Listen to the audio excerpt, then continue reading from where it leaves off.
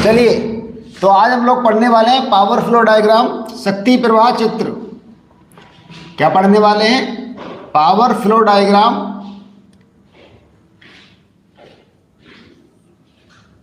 शक्ति प्रवाह चित्र। किसका power flow diagram? 3 phase induction motor का। तो 3 फेज इंडक्शन मोटर का हम लोग पावर फ्लो डायग्राम पढ़ने वाले हैं। तो इसके बारे में ऑलरेडी वैसे तो मैं एक बार एक आइडिया दे चुका हूँ, यानी कि इसको जब हम लोग पढ़ रहे थे वहाँ पर स्लिप और पावर में, स्लिप फ्रीक्वेंसी में रिलेशन निकाल रहे थे, वहाँ पर मैंने इसको बता दिया था कि किस किस प्रकार से होता है। लेकिन फिर से आज एक बार फिर से समझाएंगे इसको, जिससे कि आप लोग उसको बहुत अच्छे से रिलेट कर सकें।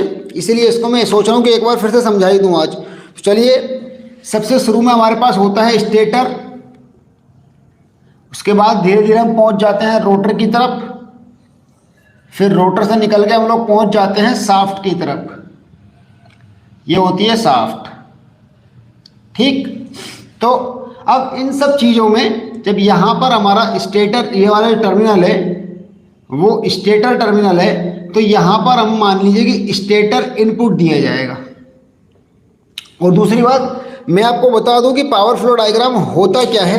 दरअसल पावर फ्लो डायग्राम किसी 3 फेज इंडक्शन मोटर में स्टेटर से लेके रोटर के आउटपुट मिलने तक के प्रोसीजर को, देखिए मोटर है क्या। सबसे पहले हम लोग इसको यही जान लीजिए कि मोटर है क्या। तो आप में से कौन मुझे बताना चाहेगा कि मोटर क्या है? तो मोटर एक ऐसी डिवाइस है, एक ऐसी मशीन है जो इलेक्ट्रिकल एनर्जी को मैकेनिकल एनर्जी में कन्वर्ट करती है और अपने आउटपुट पर एक मैकेनिकल पावर डेवलप करती है। लेकिन एनर्जी को सिर्फ कन्वर्ट करती है। तो यहाँ पर बात ये आती है कि उसके इनपुट पर भी कुछ पावर दी जाती है। मतलब जो भी इनपुट होता है उसका, जहाँ पर भी इनपुट होता है वो मैं कहाँ होता है बता चुका हूँ, फिर से बताऊँगा। लेकिन किसी भी मोटर का जहाँ इनपुट होता है वहाँ एक पावर दी जाती है, फिर उसमें कुछ लॉस होते हैं, फिर दूसरे पार्ट में पावर जाती है, फिर उसमें कुछ लॉस होते हैं। फ़ायदा कहीं नहीं होता। देखो, लॉस तो हर जगह होते हैं। मान लो कि अगर ये इस तरीके से है, जैसे कि ऊपर सरकार ने एक गरीब को देने के लिए 10,000 रुपये दिए। अब सरकार तो ऊपर से 10,000 रुपये भेज रही है, लेकिन पहले प्रधान जी के हाथ में आए तो प्रधान जी ने 2,000 रुपये अपनी जेब में रख लिए, या फिर प्रधान जी से ऊपर पहले सेक्रेटरी के हाथ में आए, उन्होंने 2,000 रुपये अपनी जेब में रख लिए।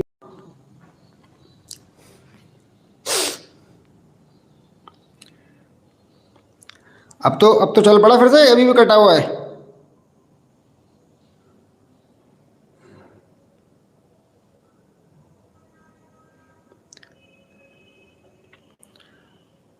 जी हाँ, तो मैं कह रहा था जैसे कि ऊपर से गवर्नमेंट ने किसी गरीब को देने के लिए 10,000 रुपये दिए, तो वो पहले सेक्रेटरी के हाथ में आए, सेक्रेटरी साहब ने 2,000 रुपये अपनी जेब में रख लिए। फिर वो प्रधान जी के हाथ में आए, प्रधान जी ने 2,000 अपनी जेब में रख लिए। फिर वो किसी और अगर अधिकारी है कोई तो उसके हाथ में आए तो उसने अपनी जेब में कुछ पैसे रख लिया।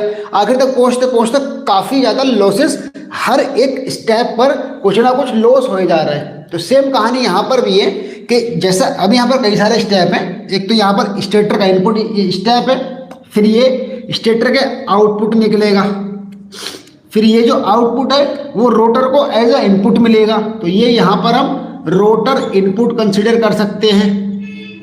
और रोटर इनपुट के बाद जो रोटर में लॉसेस होंगे, उन लॉसेस को जो रोटर अपना कमीशन मारेगा, उस कमीशन को मारने के बाद रोटर एक पावर डेवलप करेगा जो कि मैकेनिकल पावर होगी।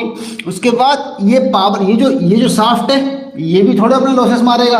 और ये कहना मैं कौन सा कम थोड़े ना हूँ, अगर मेरे लॉस कम है तो कम है, लेकिन लूँगा जरूर अपना हिस्सा यार सबका है लॉस में। उसके बाद फाइनल जो बिल्कुल पावर निकल के आती है वो होता है फाइनल मैकेनिकल आउटपुट। यानी कि दिया तो था 10,000, पहुँचते पहुँचते बचा 8,000, 7,000, 6,000 नुकसान हो गया। तो जो लॉसेस हुए बस उन्हीं को कंसिडर करना कि पावर इनपुट से लेके आउटपुट तक किस प्रकार फ्लो होती है। बस इसी चीज़ को कहा गया है पावर फ्लो डायग्राम, ठीक। तो मैं बस चाह रहा था आपको कि ताकि आपको पावर फ्लो डायग्राम का मतलब समझ में आ जाए कि पावर फ्लो डायग्राम होता क्या है। तो चलिए बच्चों, अब तो वीडियो चल रही है ना मुमताज, अब तो क्लास चल रही है, फिर ना कोई दिक्कत है? ओके ओके ओके, चलिए फिर देखिए यहाँ पर हम स्टेटर इनपुट देते हैं।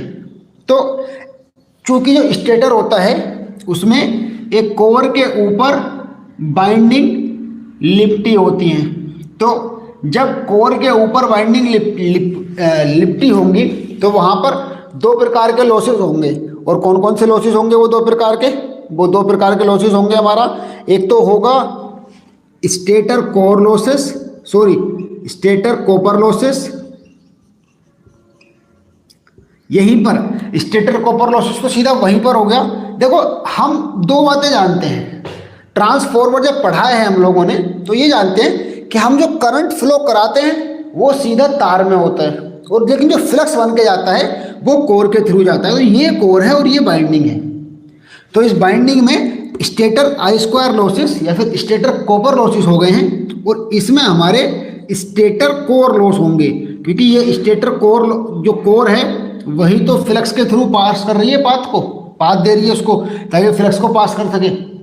ठीक है नहीं? तो यहाँ पर हमने इनपुट में दिया कुछ, फिर हमारे स्टेटर में स्टेटर कॉपर लॉसेस हुए जो कि बहुत ही कम होते हैं, क्योंकि स्टेटर में मुख्य रूप से फील्ड का काम रहता है। इसीलिए यहाँ पर हम ये चीज़ जरूर ध्यान में रखते हैं कि इसमें जो लॉसेस होते हैं वो बहुत कम होते हैं, कॉपर लॉसेस बहुत कम। लेकिन जो स्टेटर में मुख्य रूप से लॉसेस कंसिडर किए जाते हैं वो होते हैं हमारे कौन से? वो होते हैं स्टेटर कोर लॉसेस। और जो रोटर में मुख्य रूप से इलेक्ट्रिकली लॉसेस कंसिडर किए जाते हैं वो होते हैं हमारे कॉपर लॉसेस। तो इस प्रकार से हमने स्टेटर के दोनों लॉसेस को, जिसमें कि स्टेटर आई स्क्वायर लॉस और स्टेटर कोर लॉस था, उनको उनसे निकलने के बाद जो हमारा पावर बचेगा उसको हम कह सकते हैं यहाँ पर स्टेटर आउटपुट कह दीजिए, या फिर इसको आप अपना रोटर इनपुट कह दीजिए। या तो स्टेटर आउटपुट कह दो या फिर इसको आप भैया अपना रोटर इनपुट कह दो। तो इसका नाम जो रहता है वो रहता है एयर गैप पावर। क्या रहता है? Air gap power. देखो स्टेटर से फाइनली लॉसेस होने के बाद इतना आउटपुट निकला और यही आउटपुट हमने रोटर को दे दिया। अब रोटर को देने के बाद रोटर, ये तो पता ही, वर्किंग थोड़ी ना बता रहे हैं, वर्किंग तो वो थी ना कि जब इसकी फ्लक्स लाइंस रोटर को काटेंगी तो उसमें एक ईएमएफ बनेगा, और जब ईएमएफ बनेगा तो उस ईएमएफ के कारण मोटर में एक टॉर्क बनेगा, फिर मोटर घूमने लगेगी। ये वर्किंग थी। तो इसका मतलब अब ये जो इनपुट दिया है रोटर को हमने, तो इसमें भी थोड़ा ना थोड़ा बहुत लॉस होने के बाद वो निकल के आएगा आउटपुट। तो इसमें जो लॉसेस होंगे वो कौन से होंगे? एक तो होगा rotor copper loss. Copper loss को आई स्क्वायर आर लॉस से डिनोट करते हैं, इसीलिए एक तो होगा रोटर कॉपर लॉस, एक होगा रोटर कोर लॉस। एक क्या होगा? एक होगा रोटर कोर लॉस। फिर यहां पर होगा फ्रिक्शनल लॉस। और इन रोटर के सारे लॉसेस से निकलने के बाद फाइनली हमारी पावर निकलेगी, और वो होगी हमारी शाफ्ट पावर या फिर आउटपुट पावर। या तो शाफ्ट पावर कहें या फिर आउटपुट पावर कहें इस चीज को। तो अब ये जो हमारे रोटर कॉपर लॉसेस हैं ये काफ़ी ज़्यादा होते हैं, क्योंकि रोटर में मुख्य रूप से करंट का रोल रहता है। तो इसीलिए रोटर के समय पे जब रोटर की बात करेंगे तो वहाँ पर हम लोग मेनली कॉपर लॉसेस को कंसिडर करते हैं, और जब बात करते हैं हम स्टेटर की तो वहाँ पर हम मेनली कोर लॉसेस को कंसिडर करते हैं। रोटर में कोर लॉसेस को नेग्लिजिबल मान लेते हैं, नगण्य मान लेते हैं, और स्टेटर में स्टेटर कॉपर लॉसेस को नगण्य मान लेते हैं या फिर नेग्लिजिबल मान लेते हैं। तो ये तो इलेक्ट्रिकल लॉस की बात हो गई। लेकिन अभी क्या है कि हम जैसे मान लीजिए कि हम किसी चीज़ को धक्का दे रहे हैं और चाह रहे हैं कि वो यहाँ से 5 मीटर दूर जाके रुके, लेकिन वो 4 मीटर दूर जाकर रुक गई, और हमने पावर भी उतनी लगाई थी कि वो 5 मीटर दूर तक जा सकती थी, लेकिन फिर भी वो 4 मीटर दूर जाकर रुक गई। यानी कि उसमें उसके खुद का भी कुछ ना कुछ लॉसेस है, फ्रिक्शनल लॉसेस वगैरह जो होते हैं। तो यहाँ पर हम इसकी शाफ्ट को स्टार्टिंग में तो रोटर ज़्यादा तेज़ी से घूमने की कोशिश कर रहा है, लेकिन फ्रिक्शनल लॉसेस जैसे कि चूँकि अब मोटर का शाफ्ट है वो बियरिंग्स के बीच में फंस के चलता है। तो उन सब चीज़ों की दृष्टि से वहाँ पर हमारे फ्रिक्शनल लॉसेस, इसको हम मैकेनिकल लॉसेस भी कैटेगराइज कर सकते हैं। क्या कर सकते हैं? Mechanical losses. तो मैकेनिकल लॉसेस या फ्रिक्शनल लॉसेस की वजह से अब वहाँ पर हमारी पावर और भी कम हो जाती है। उसके बाद बिल्कुल फाइनल पावर जो शाफ्ट पर मिलती है, आउटपुट पावर कहते हैं उसको। इसका सबसे अच्छा एग्जांपल मैं देना चाहूँगा, आपका सीलिंग फैन।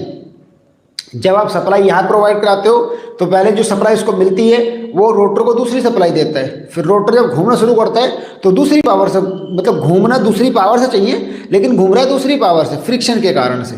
आई बात समझ में? तो ये पूरा प्रोसेस है। सही है? ओके, चलिए फिर, वेरी गुड। अब हम लोग बढ़ते हैं, पावर फ्लो डायग्राम समझ में आ गया होगा। कोई दिक्कत, कोई डाउट हो तो मेरे से पूछ लो, मैं फिर से इसको क्लियर कर दूंगा। जल्दी से बताओ, मैं आप लोग की चैट पढ़ रहा हूँ। पावर फ्लो डायग्राम में से कुछ पूछना है तो पूछो, वरना फिर बढ़ते हैं आगे जल्दी से।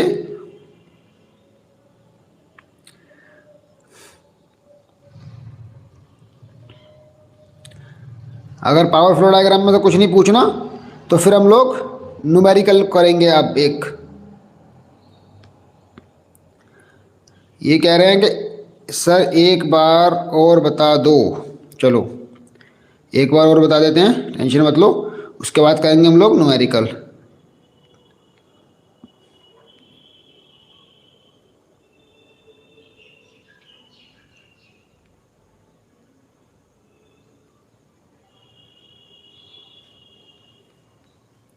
ओके, चलिए फिर देखिए, पावर फ्लो डायग्राम एक ऐसा डायग्राम है किसी भी 3 फेज इंडक्शन मोटर का जिसमें उसके सारे प्रकार की पावर्स का फ्लो दिखाया जाता है कि कहाँ से स्टार्ट हुई पावर और कहाँ पर जाकर ख़त्म होगी। उन सारी पावर्स का एक फ्लो, एक प्रॉपर ऑर्डर में अरेंजमेंट दिखाया जाता है। तो जैसे कि हम जानते हैं कि हम उसके स्टेटर पर एक पावर देते हैं, फिर स्टेटर में कुछ लॉस होने के बाद वो पावर रोटर को एज अ इनपुट मिलती है, फिर रोटर में कुछ लॉस होने के बाद वो पावर लोड को एज अ, मतलब ये जो पावर शाफ्ट पावर है यही तो मिलेगी आपके, किसको? लोड को। गलत तो नहीं कह रहे? लोड को तो ये इनपुट के रूप में ही मिलेगा भाई। बताओ गलत कह रहे हो तो? अगर हम लोड को, तो ये चीज इनपुट के रूप में मिलेगी लोड को। तो ये लोड के, देखो स्टेटर का इनपुट सप्लाई का आउटपुट था, मतलब ट्रांसफॉर्मर का जो आउटपुट होगा, सप्लाई का जो आउटपुट होगा वो स्टेटर का इनपुट है। अब यहाँ सबके सब कमीने हैं, यहाँ सब चोर हैं, थोड़ा थोड़ा कमीशन हर कोई यहाँ पर मार रहा है। तो स्टेटर ने जब कमीशन मारा तो उसने अपना कमीशन, सॉरी ट्रांसफॉर्मर ने जब कमीशन मारा तो उसने अपना कमीशन मारने के बाद अपने आउटपुट को स्टेटर को एज इनपुट दिया। अब स्टेटर ने कुछ लॉस कम करके रोटर को अपनी पावर जो बची खुची थी वो एज इनपुट दी। फिर रोटर ने अपने कमीशन मारने के बाद, अपने लॉसेस करने के बाद जो लोड को वापस से पावर दी। और लोड क्या है? लोड से हम कुछ भी चीज़ ऑपरेट, जैसे कोई मशीन ऑपरेट करा सकते हैं, वो मशीन अपने खुद के लॉस करेगी और आगे को पावर देगी, और जिसको पावर देगी वो अपने खुद के लॉस करेगा, और यही साइकिल इस प्रकार से चलती रहती है। लेकिन लॉसेस हर एक मशीन में होंगे। तो हम फिलहाल तो सिर्फ 3 फेज इंडक्शन मोटर की बात कर रहे हैं, इसीलिए हम ज़्यादा दुनियादारी में नहीं जानेंगे। तो 3 फेज इंडक्शन मोटर में सबसे पहले स्टेटर पर एक प्योर आउटपुट मिलता है, ऐसा हम मान लेते हैं। अब इस स्टेटर के प्योर आउटपुट में स्टेटर कॉपर लॉसेस और स्टेटर कोर लॉसेस दोनों प्रकार के लॉसेस पाए जाते हैं। ये जो बहुत कम होते हैं stator copper losses, stator core losses काफ़ी ज़्यादा होते हैं। तो और इसीलिए हम स्टेटर कोर लॉसेस को कंसिडर करते हैं, कॉपर लॉसेस को कम करते हैं, नहीं करते, बल्कि नहीं करते इसमें। तो अब जब ये स्टेटर कोर लॉसेस और स्टेटर कॉपर लॉसेस दोनों को ख़त्म करने के बाद जो पावर बचती है उसको हम रोटर को एज अ इनपुट दे देते हैं। अब रोटर को एज अ इनपुट दे, रोटर को इनपुट मिल गया तो रोटर घूमना शुरू करेगा, लेकिन घूमने से पहले वो अपने कोर लॉसेस और कॉपर लॉसेस को भी खाना खिलाएगा कि लो मेरे बच्चों आगे खाना और खाओ। अब इन्होंने रोटर कॉपर लॉसेस और रोटर कोर लॉसेस को भी थोड़ा थोड़ा खिला दिया, मतलब इनका हिस्सा निकाल दिया। इनका हिस्सा निकालने के बाद अब रोटर घूमना शुरू करेगा। अब जब रोटर घूमना शुरू कर रहा है, मतलब रोटर ने अब फिलहाल इलेक्ट्रिकल पावर को मैकेनिकल पावर में कन्वर्ट कर दिया है। तो अब जब रोटर घूमना स्टार्ट कर रहा है, मतलब मैकेनिकल पावर डेवलप हो रही है। तो मैकेनिकल पावर डेवलप कहाँ होती है? मैकेनिकल पावर डेवलप होती है शाफ्ट पर। अब शाफ्ट कह रही है जब सब खा रहे हैं तो मैं क्यों नहीं खाऊं, तो शाफ्ट ने भी थोड़े से अपने फ्रिक्शनल लॉसेस कर दिए कि आओ बच्चों तुम भी खाओ थोड़ा सा, तो उसने भी थोड़ी सी पावर जो मैकेनिकल पावर डेवलप हुई थी शाफ्ट पर, उसका थोड़ा बहुत अमाउंट फ्रिक्शनल लॉसेस को खिला दिया, दे दिया। उसके बाद जो पावर बची वो है शाफ्ट पावर, और उसको कंसिडर किया जाता है एज अ आउटपुट पावर, जो कि किसी लोड को दी जाएगी इनपुट के रूप में। यहां सब एक ही थाली के चट्टे बट्टे हैं, अलग कोई नहीं है। ठीक, जैसे क्लास में अगर कोई बच्चा शोर कर रहा है तो जब पूरी क्लास शोर कर रही है तो किसी से पूछो तुम शोर कर रहे थे, नहीं नहीं ये शोर कर रहा था, ये भी तो शोर कर रहा था, वो भी तो शोर कर रहा था, सबकी कहानी सेम होती है। ठीक, अब बताओ, अब तो कोई दिक्कत नहीं, अगर आप समझ में आ गया है तो अब हम लोग करते हैं अपना एक न्यूमेरिकल स्लिप का। जल्दी से हम लोग अपना एक स्लिप का न्यूमेरिकल कर लेते हैं। अब तो हो गया होगा क्लियर, अब तो काफ़ी, अब तो दो तीन बार बता दिया, अब तो बिल्कुल क्लियर हो गया होगा ना। चलिए अब इसको मिटा रहा हूँ, ठीक है मैं, और अब हम लोग एक स्लिप का न्यूमेरिकल लिखूंगा, और वो स्लिप का न्यूमेरिकल करना पड़ेगा रोटर फ्रीक्वेंसी वगैरह जो मैंने लास्ट टाइम कराए थे उसी तरीके का एक न्यूमेरिकल है आज भी, जिस तरीके के पहले करा रखे हैं सेम तरीके का है, नया कुछ नहीं है। ठीक, और मैं आप लोगों से पूछूंगा वो न्यूमेरिकल, मैं खुद उसको कम करूंगा, आप लोग उसको ज़्यादा करोगे।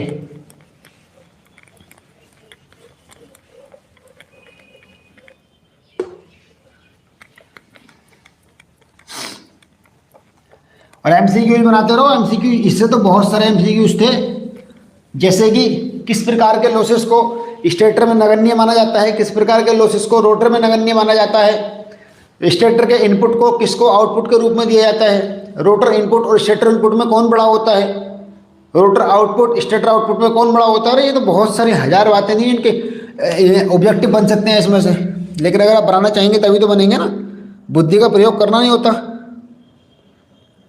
जब बुद्धि का प्रयोग ना करोगे तो नहीं हो पाएगा। चलिए क्वेश्चन है कि एक 3 फेज 4 पोल 50 हर्ट्ज इंडक्शन मोटर का पावर इनपुट 80 किलोवाट है। इंडक्शन मोटर का पावर इनपुट 80 किलोवाट है। उसके बाद रोटर ईएमएफ 1 मिनट में 120 रेवोल्यूशन कंप्लीट करता है। ध्यान से रोटर ईएमएफ की बात कर रहा हूं, रोटर ईएमएफ 1 मिनट में, या फिर रोटर ईएमएफ की स्पीड लिख दो, सीधा बात खत्म। रोटर ईएमएफ की स्पीड 120 आरपीएम है, इतना लंबा कौन घूमता रहेगा। तो कैलकुलेट करना है, तो आपको कैलकुलेट करना है सबसे पहले स्लिप। क्या कैलकुलेट करनी है? सबसे पहले स्लिप, दूसरे नंबर पे मोटर की स्पीड, तीसरे नंबर पर आपको निकालना है भैया मैकेनिकल पावर, यानी कि मोटर के रोटर का आउटपुट निकालना है बेसिकली देखा जाए तो। फिर निकालना है आपको रोटर ओमिक लॉसेस,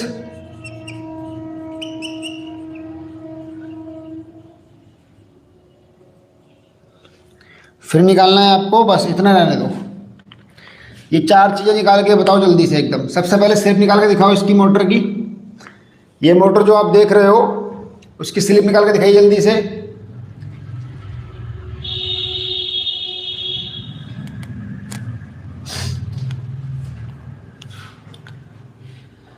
क्वेश्चन है कि 3 फेज 4 पोल 50 हर्ट्ज इंडक्शन मोटर का पावर इनपुट 80 किलोवाट है, रोटर ईएमएफ की स्पीड 120 आरपीएम है। तो जल्दी से निकालिए सब कुछ।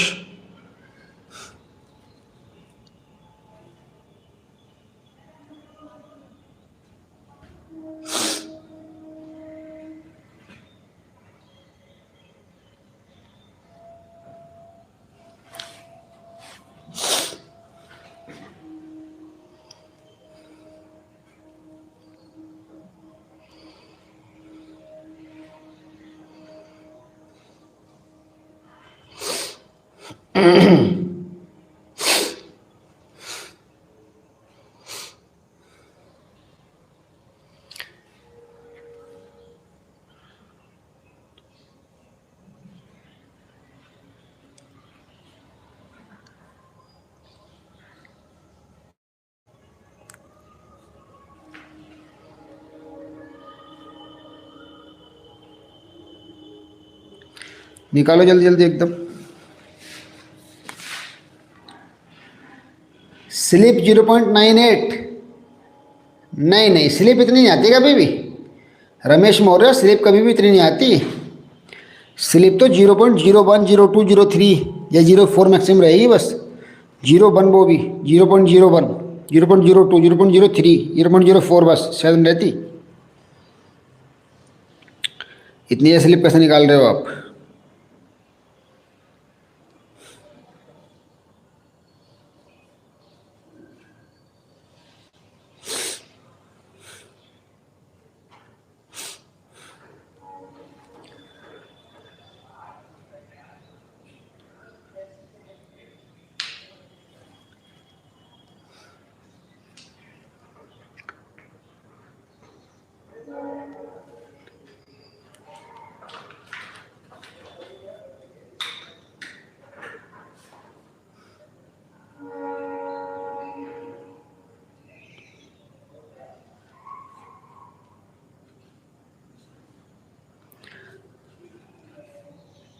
0.08 मनीष अग्निहोत्री स्लिप आई है आपकी।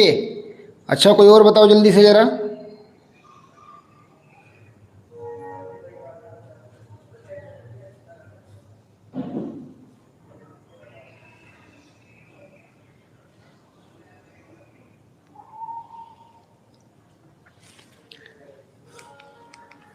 अच्छा यहाँ पर मैं एक चीज़ और दे देता हूँ कि हमारे स्टेटर लॉसेस जो हैं वो 2 किलोवाट है।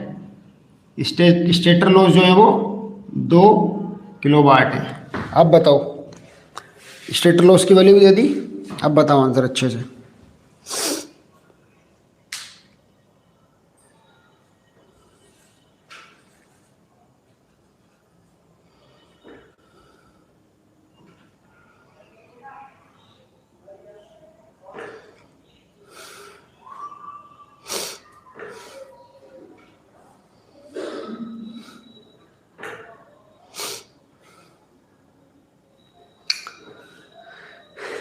चलिए छोड़िए, ज़्यादा मेहनत मत करिए, मैं करा दे रहा हूँ।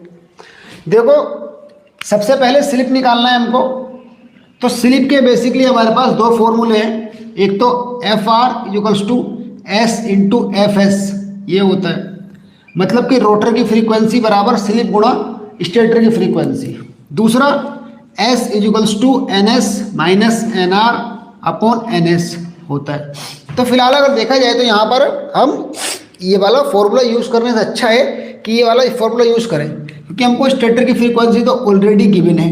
और अगर हम इस क्वेश्चन में दिए गए डेटा के बेस पर यदि रोटर ईएमएफ की फ्रीक्वेंसी भी निकाल पाते हैं, कि मतलब रोटर में जो ईएमएफ बना है अगर हम इत्तेफाक से उसकी फ्रीक्वेंसी भी निकाल पाते हैं तो समझ लीजिए कि हमारी तो नैया पार है, फिर तो कुछ होगा ही नहीं। तो अब आप देखेंगे तो मैंने एक क्वेश्चन में सब कुछ दे रखा है, लिखा है रोटर ईएमएफ की स्पीड 120 आरपीएम है। इसका मतलब वो 1 मिनट में 120 चक्कर लगा रहा है, और 120 चक्कर लगा रहा है। और फ्रीक्वेंसी क्या होती है, 1 सेकंड में लगाए गए चक्करों की संख्या। तो 1 सेकंड में कितने चक्कर लगाएगा, 2। तो फ्रीक्वेंसी क्या हो गई, 2 हर्ट्ज। रोटर फ्रीक्वेंसी हो गई 2 हर्ट्ज। लगाओ वैल्यू, लाओ आंसर, बात खत्म। देखो फिर से सुनिए क्या कहना चाह रहा हूँ मैं। स्लिप निकालने के लिए दो फॉर्मूले बेसिकली हमारे पास होते हैं, F R equals to F into F S, दूसरा S equals to N S minus N R upon N S. तो अभी यहाँ पर एन एस वाला फॉर्मूला लगाना, एन एस तो देखिए एन एस निकालना तो बड़ा आसान है। एन एस तो आप यहाँ पर ये चुटकी में निकाल दोगे। एन एस का तो सिंपल फॉर्मूला होता है 120 एफ अपॉन पी। तो एफ की जगह लगाइए 50 और पी की जगह लगाइए 4 और काट के आंसर आएगा 1500 आरपीएम। लेकिन एनआर निकालना मुश्किल था ना, मतलब रोटर की स्पीड निकालनी मुश्किल थी, इसीलिए हम इस फॉर्मूले का यूज नहीं कर रहे थे। तो हमने दूसरा फॉर्मूला यूज किया एस इंटू एफ एस वाला। तो अब एफएस यानी कि स्टेटर में बनने वाले ईएफ की फ्रीक्वेंसी ऑलरेडी दे रखी है, रोटर में बनने वाले ईएफ की फ्रीक्वेंसी हमको कह दिया है कि जो रोटर का ईएमएफ है वो 1 मिनट में 120 चक्कर लगा रहा है, तो 1 सेकंड में कितने चक्कर लगाएगा? 2। और हमारा मतलब क्या होता है? फ्रीक्वेंसी होती है 1 सेकंड में लगाए गए चक्करों की संख्या, इसलिए इसका आंसर आ गया 2 हर्ट्ज। बस लगाइए और स्लिप की वैल्यू निकाल के लाइए जल्दी से। यहाँ पर लगाएंगे क्या होगा? 2 = S × 50। अब 50 को ले आओ अपोन में, इसको काटो 1/25, S की वैल्यू आ गई 0.04। अगर परसेंट में कन्वर्ट करेंगे तो S आ गया हमारा 4% स्लिप। स्लिप आ गई 4%। अगर परसेंट में कन्वर्ट करते तो 4% थी, वैसे स्लिप की वैल्यू 0.04 है। बताओ किसी को डाउट, कोई परेशानी, कोई दिक्कत? हाँ भाई, या फिर भंडारे में खाना आए थे? बस भंडारे में खाना खाने आए थे क्या? ये जो पिंटू सागर कह रहे हैं कि सर मोटर स्पीड और रोटर ईएमएफ स्पीड तो एक ही हुई ना, नाबालक ना। मोटर स्पीड से कोई मतलब नहीं है रोटर ईएमएफ की स्पीड का, समझे? चलिए, तो हमने स्लिप निकाल दी और आई होप कि आपको स्लिप निकालना आ भी गया होगा। अब बढ़ते हैं दूसरे क्वेश्चन, मिटाओ सुयश को। अब बढ़ते हैं दूसरे की तरफ, जिसमें हम लोग को मोटर की स्पीड निकालनी है। अब मोटर की स्पीड निकाल, अब आएगा मजा असली क्वेश्चन में। अब निकाल के दिखाओ मोटर की स्पीड कौन निकालेगा? मोटर की स्पीड के कितने फॉर्मूला होते हैं हमारे पास? मोटर की स्पीड निकाल के दिखाओ जल्दी से, कौन निकालेगा एकदम क्विक? सब भूल गए हो, सब कुछ याद नहीं है। मोटर की स्पीड का जैसे S = NS - NR/NS होता है। जब यहाँ से हम निकालते हैं तो बेसिकली NR निकल के, चलो पूरा सोल्व कर देता हूँ, इसकी मल्टीप्लाई कर दो। ये S × NS = NS - NR। अब NR को इधर ले आओ, इसको इधर ले जाओ, तो NR = हो जाएगा NS - S × NS। अब NS कॉमन ले लीजिए, NR = NS और 1 - S, यानी कि अगर हमारे पास NS और S की वैल्यू गिवन हो तो हम इजीली मोटर की स्पीड निकाल सकते हैं, जो कि NS अभी 1500 RPM निकल के आया था और स्लिप अभी 0.04 निकल के आया था। तो जहाँ तक मुझे लगता है हम लोग को दोनों चीज़ें पता है, तो बस निकाल दीजिए वैल्यू। हो कहाँ रहे हो, कुछ पता ही नहीं है दुनिया में। पढ़ाई वढ़ाई मत कर लेना बिल्कुल भी। चलो निकाल दिखाओ जल्दी। अब थोड़ा बुद्धि चला लो भैया, ऐसे कुछ ना हो पाएगा बिना बुद्धि चलाए। बुद्धि चलानी पड़ेगी जरूर आपको। अगर आप ये सोचो बुद्धि ना चलाएं तब भी काम चल जाएगा, तो ऐसा होगा नहीं। बुद्धि तो जरूर ही चलानी पड़ेगी। अभी यहाँ से निकाल के दिखाओ स्पीड कितनी आएगी इस पर। NS की वैल्यू मैं बता देता हूँ 1500 RPM है, कभी फिर बाद में करो। NS का मान है 1500 RPM और S का मान है 0.04। इन दोनों वैल्यू को यहाँ पुट करो और NR यानी कि मोटर की स्पीड निकाल के दिखाओ। तो 1500 1 - 0.04, 1500 गुणा 0.94, 1500 यह भी आएगा हमारे पास निकल के, सॉरी 0.96, ये हो जाएगा 1440 RPM। इसको तो रट लेना चाहिए अब तक आप लोगों को कि जब 4% की स्लिप होती है और 4 पोल होते हैं तो ये होती है स्पीड। ये तो रट जाती है चीज़ें। आपको बिल्कुल छोटे बच्चे थोड़ी ना रह गए यार, अच्छे खासे बड़े हो गए, डिप्लोमा पास कर लिया है, डिप्लोमा पढ़ रहे हो फाइनल ईयर में या पास कर लिया कुछ लोगों ने तो। बिल्कुल पिंटू सागर, रमेश मौर्य, वेरी गुड बच्चों। 1440 RPM आप लोगों ने निकाला, बहुत बढ़िया, वेरी गुड। अब तीसरी चीज़ मैकेनिकल पावर निकालनी है, तो मैकेनिकल पावर कौन निकाल देगा जल्दी बताइए? मैकेनिकल पावर कौन निकाल देगा भैया?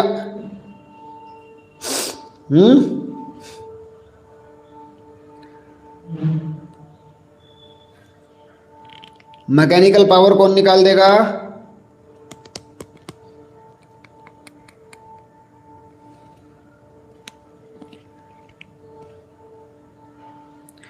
चलिए मैकेनिकल पावर का भी एक फॉर्मूला आप लोग को बता देता हूं मैं, ताकि आप मैकेनिकल पावर निकाल सको। देखिए मैकेनिकल पावर का फॉर्मूला ये होता है कि जो रोटर का आउटपुट निकलेगा, मतलब जो रोटर को इनपुट मिलेगा, अगर वो हमको पता है तो उसको बोलते हैं जनरेटेड पावर। रोटर का जो इनपुट मिलेगा वो जनरेटेड पावर है। तो मैकेनिकल पावर निकालने के लिए रोटर के इनपुट को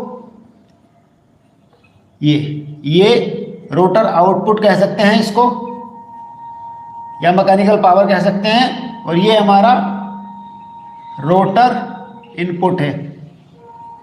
ग्रॉस पावर था ना, ग्रॉस जो हम लोगों ने ग्रॉस, ये ग्रॉस पावर है और ये मैकेनिकल पावर है। तो ग्रॉस पावर निकालो, कैसे निकलेगी?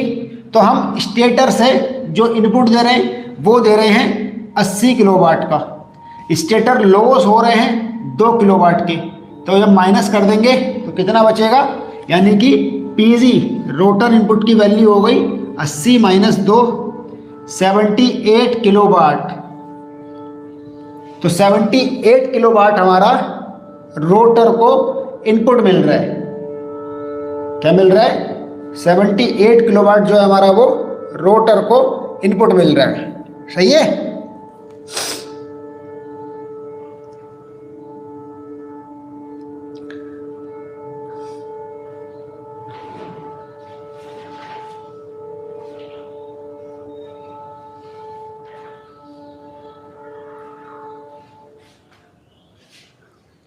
अब लगा दीजिए यहाँ पर मैकेनिकल पावर 1 माइनस 0.04 इंटू 78, तो 0.96 इंटू 78 क्या मिलेगा? आंसर करके बताओ जल्दी से। जो मिलेगा वही आंसर है। बताओ आंसर क्या आता है बच्चे? तो आंसर आ रहा है हमारे पास 74.88। कितना आ रहा है? 74.88 किलोवाट। ये हमारे पास कंप्लीट आंसर आ रहा है हमारा 74.88 किलोवाट मैकेनिकल पावर आउटपुट में। बताओ कोई डाउट, कोई दिक्कत, कोई परेशानी यहाँ तक? वरना जल्दी से क्लास को ख़त्म करता हूँ, फिर मैं जाना है मुझे कॉलेज। बच्चों एक क्वेश्चन और कराना है आपको, रोटर ओमिक लॉसेस। इसके बाद इसका हिंट देकर चला जाऊँगा मैं। पहले यहाँ तक बताओ, यहाँ तक कोई दिक्कत तो नहीं?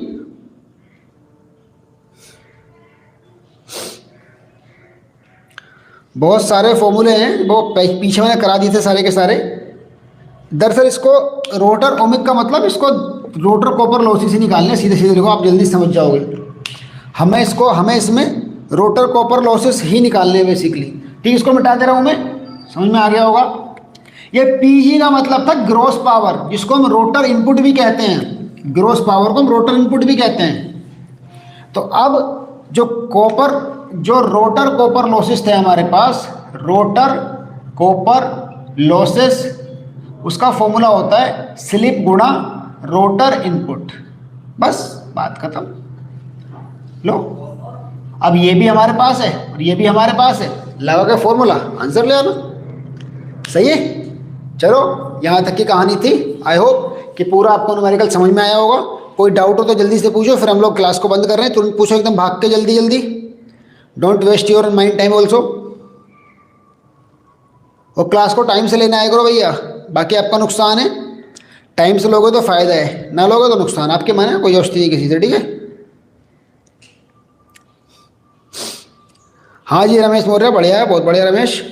बताओ बाकी किसी को कोई डाउट है तो इसके आगे, वरना हम क्लास को यहीं पर रोक रहे हैं, मतलब कंटिन्यू करेंगे कल को। जब हम लोग पावर फ्लो सीख लिया, हम लोग अगले टॉपिक के बारे में सीखेंगे। कोई अगला टॉपिक होगा तो टॉर्क की क्वेश्चन सीखेंगे कल को हम लोग टॉर्क निकालना सीखेंगे, मोटर का टॉर्क कैसे निकालते हैं। फिर मोटर के रोटर स्टेटर के बारे में खत्म कहानी कर देंगे जल्दी जल्दी।